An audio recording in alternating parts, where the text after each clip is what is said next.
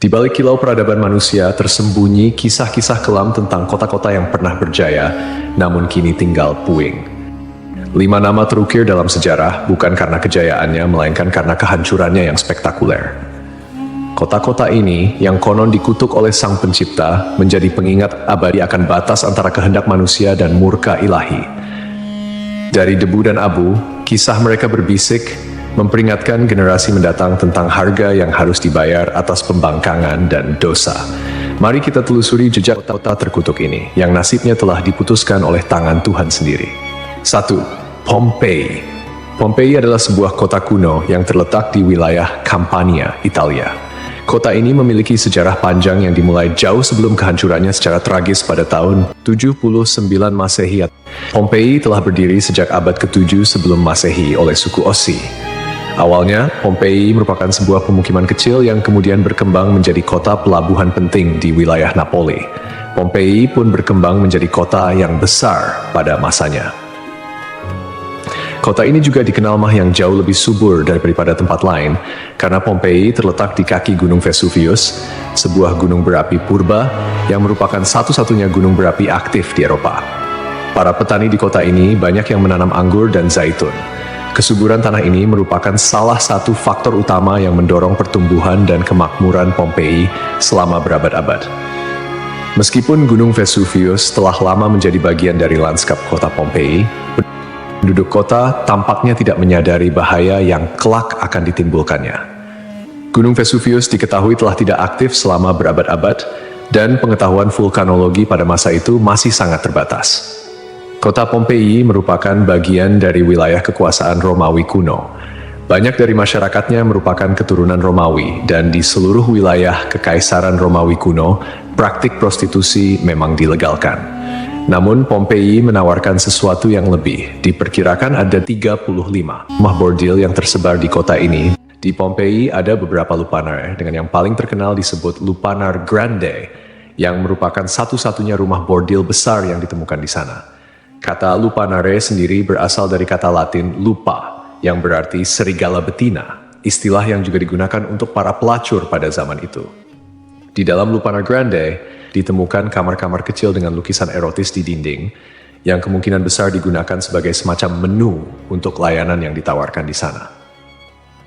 Rumah bordil ini memiliki 2 lantai.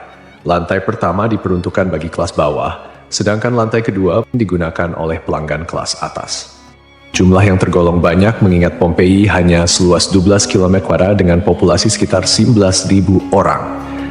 Untuk menuju rumah bordil, jalanan di Pompei diberi petunjuk arah berupa pahatan falus alat kelamin laki-laki, sebuah tanda untuk membantu orang asing yang mungkin mabuk berat atau tidak bisa berbicara bahasa lokal. Praktik prostitusi biasanya dilakukan oleh para budak yang memasang tarif sangat murah. Bahkan tarif di Pompei jauh lebih murah daripada di wilayah Kekaisaran Romawi lainnya. Dengan membayar setara harga seperempat gelas anggur, setiap laki-laki yang datang ke Pompei sudah bisa memesan pelacur. Pada salah satu dinding aula, ditemukan tulisan yang artinya, "Jika Anda mencari pelukan manis di kota ini, semua gadis di sini tersedia." Hubungan seksual yang diwajarkan tidak hanya terjadi antara laki-laki dan perempuan saja.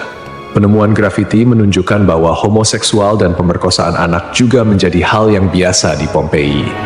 Temuan inilah yang membuat Pompei dijuluki sebagai kota maksiat, terlepas dari arsitekturnya yang megah dan keberagaman karya seninya. Akhirnya, setelah kegiatan maksiat di kota ini semakin parah dan menjadi pemandangan yang lumrah, pada tanggal 24 Agustus 79 Masehi, sekitar tengah hari, terjadilah letusan mahadahsyat dari Gunung Vesuvius. Gunung ini mengeluarkan kolom erupsi yang luas dan tinggi hingga mencapai ketinggian 33 km. Abu vulkanik dan batu apung mulai berjatuhan di Pompei dan di daerah sekitarnya. Tebalnya erupsi menyebabkan kegelapan di siang hari dan membuat orang-orang kesulitan untuk bernapas, sehingga penduduk Pompei banyak yang tidak sanggup melarikan diri. Kemudian pada malam hari, letusan mencapai puncaknya. Serangkaian awan panas yang mematikan mulai menyapu kota dengan kecepatan tinggi dan membunuh siapapun di kota tersebut. Meskipun sulit untuk memastikan jumlah korban jiwa yang tepat, diperkirakan ada sekitar 2.000 orang yang tewas di kota Pompei, meskipun banyak juga yang berhasil melarikan diri pada tahap awal erupsi. Namun, mereka yang tertinggal atau terlambat melarikan diri menghadapi nasib yang sangat mengerikan. Kota maksiat ini hancur lebur bersama 500 tahun. Setelah sekian lama, Pompei ditemukan kembali pada abad ke-14 dan penggalian yang dilakukan mengungkapkan banyak artefak serta mumi-mumi yang terkubur di bawah abu vulkanik. Pompei kini menjadi simbol peringatan akan bahaya dari keangkuhan dan dosa manusia.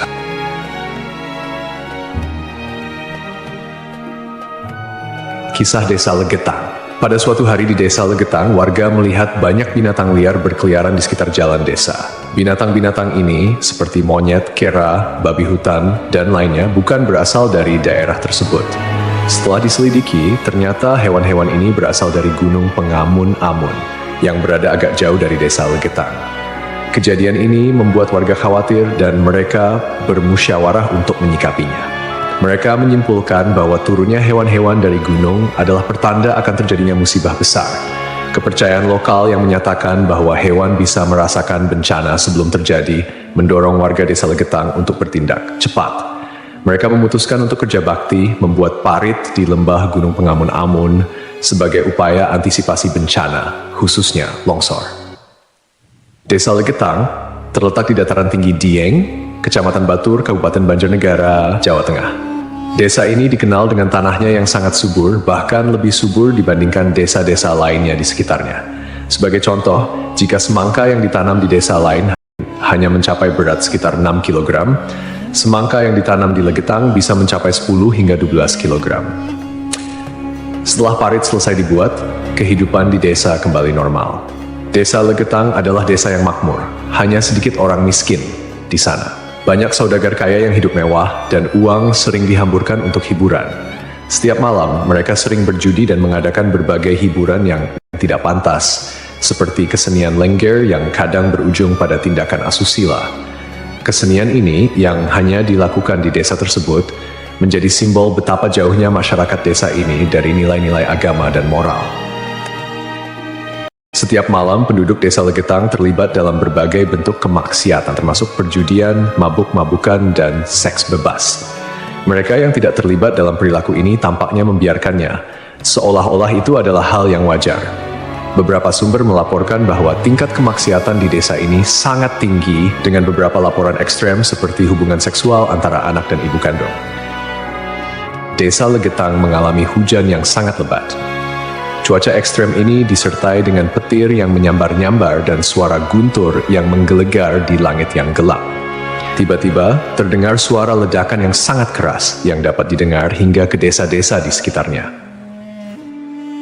Bukan paginya, setelah badai reda, penduduk desa-desa tetangga terkejut mendapati bahwa Desa Legetang telah tertimbun tanah dari puncak Gunung Pengamun-Amun.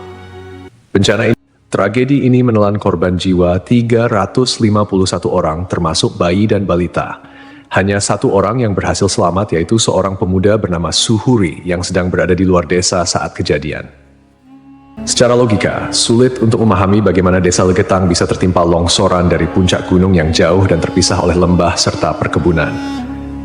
Penduduk desa telah membuat parit sebagai antisipasi terhadap longsor, tetapi bencana ini tampaknya melibatkan fenomena yang tidak bisa dijelaskan dengan mudah. Ada yang berpendapat bahwa kejadian ini adalah azab dari Allah, karena tidak dapat dipahami secara rasional. Ashabul Ras. Ashabul Ras adalah sebuah kaum yang hidup pada zaman dahulu. Kisah mereka disebutkan dalam Al-Quran sebagai salah satu kaum yang mendapat azab dari Allah Subhanahu wa Ta'ala. Nama Ashabul Ras secara harfiah berarti penghuni sumur atau pemilik sumur. Mereka tinggal di sebuah wilayah yang kini diperkirakan berada di antara Yamamah dan Hadramaut di Jazirah Arab.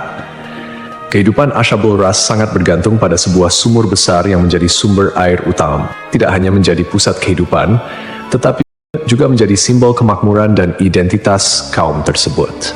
Mereka membangun peradaban yang cukup maju di sekitar sumur ini dengan pertanian dan peternakan sebagai mata pencaharian utama.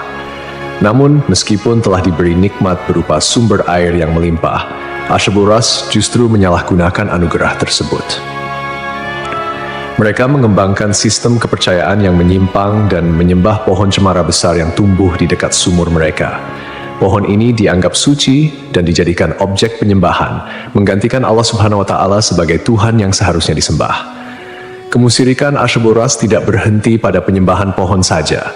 Mereka juga mengembangkan praktik-praktik yang bertentangan dengan ajaran Tauhid, seperti membuat patung-patung yang merepresentasikan dewa-dewa mereka, kemudian melakukan ritual dan persembahan kepada pohon cemara, serta menolak ajaran-ajaran monoteisme yang dibawa oleh para nabi dan rasul. Allah Subhanahu wa Ta'ala dalam rahmatnya yang tak terbatas tidak langsung menghukum Asyabul Ras. Sebaliknya, Allah Subhanahu wa Ta'ala mengutus seorang nabi kepada mereka untuk membimbing dan mengingatkan mereka akan jalan yang benar. Nabi yang diutus ini, menurut beberapa riwayat, adalah Nabi Syuaib, meskipun ada juga yang berpendapat bahwa ia adalah nabi yang lain yang namanya tidak disebutkan dalam Al-Quran. Nabi yang diutus kepada Asyabul Ras berusaha dengan gigih untuk mengajak kaumnya kembali ke jalan yang lurus. Ia menyampaikan risalah Tauhid, mengajak mereka untuk hanya menyembah Allah Subhanahu wa Ta'ala dan meninggalkan penyembahan terhadap pohon dan berhala. Nabi ini mengingatkan mereka akan nikmat-nikmat Allah Subhanahu wa Ta'ala yang telah diberikan, termasuk sumur yang menjadi berkah dalam kehidupan mereka. Namun, meski telah diingatkan, mereka tetap keras kepala dalam kekufuran dan kemusyrikan, bahkan mulai mengancam dan memusuhi Nabi yang diutus kepada mereka. Penolakan ini berlangsung dalam waktu yang cukup lama, menunjukkan kesabaran Allah Subhanahu wa Ta'ala dalam memberi kesempatan kepada hamba-hambanya untuk bertaubat.